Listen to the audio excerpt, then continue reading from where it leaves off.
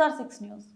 నిర్మల్ జిల్లా కడెం మండలంలోని మధ్యపడగ గ్రామ పంచాయతీ సర్పంచ్ అభ్యర్థిని పంజాల శకుంతల రామగౌడ్ ఈరోజు మీడియాతో మాట్లాడుతూ గ్రామ ప్రజలకు నేను ఎంతో రుణపడి ఉన్నానని, నన్ను 200 పైచిలుకు ఓట్ల మెజార్టీతో గెలిపించారని, గ్రామ అభివృద్ధిలో ముందుండి గ్రామంలోని వివిధ సమస్యలను పరిష్కరిస్తానని, మొదటిగా డ్రైనేజీలను పూడిక తీయించి సీసీ రోడ్లు, సెంట్రల్ లైటింగ్, వీధి దీపాలు, గ్రామ సమస్యలు గ్రామంలో అందుబాటులో ఉండి పరిష్కరిస్తానని ఆమె తెలిపారు. అనంతరం ఉప సర్పంచ్ దాసరి రమణ మాట్లాడుతూ సర్పంచ్ మరి వార్డు సభ్యులందరం కలిసి మధ్యపడగ గ్రామాన్ని అభివృద్ధి దిశగా తీసుకెళ్లడానికి కృషి చేస్తున్నామని, ప్రజలకు ఎలాంటి సమస్యలు వచ్చినా ముందుండి నెరవేరుస్తానని వారు అన్నారు.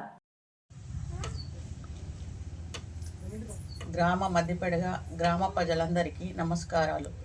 నన్ను నమ్మి నా గ్రామ ప్రజలు భారీ మెజార్టీతో గెలిపించిన నా గ్రామాన్ని ఎల్లవేళలా అందుబాటులో ఉంటూ గ్రామంలోని సమస్యలను పరిష్కరిస్తాను. మొదటగా డ్రైనేజీ వ్యవస్థను మరియు సీసీ రోడ్లను, వీధి దీపాలు మరియు సెంట్రల్ లైట్లను ఏర్పాటు చేస్తాను. పంజాల శకుంతల వైపపు రామగౌడ్. దాసరి రమణ ఉపసర్ గ్రామం మధ్యపడగ గ్రామ ప్రజలందరూ అందరికీ నమస్కారం.